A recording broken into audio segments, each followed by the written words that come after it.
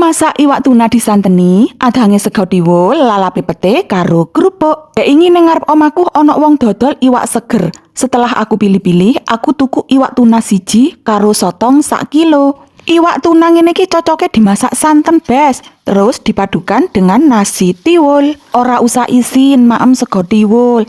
Jaman saiki regane tiwul iku lebih mahal dari beras putih lho bes. Saiki nasi tiwul dan ikan laut disanteni iku sudah mulai ada di sajian kondangan lho besti. Dan ternyata sajian itu lebih laris daripada daging sapi. Dari situ sudah terlihat bahwa nasi tiwul iku sudah mulai langka. Pastinya setiap rumah sudah jarang masak nasi tiwul. Iki besti, iwak tunai tak masak santen. Santene aku nggawe santen kara. Aku mau tak wae santen kara siji, kok rasane koyok kurang kental. Dadi tak imbui siji ben tambah kental. Sesungguhnya kuahnya itu lebih sedap dan gurih diwehi santan seger bes, tapi aku lagi males. Iki jangan santanku wis mateng, matikan kompor, terus iki aku lagi ngentas sego tiwule. Pas kae ono sing komen, jarene ora seneng maem sego tiwul mergo sego tiwul iku manis. Sepertinya bestiku iki salah beli.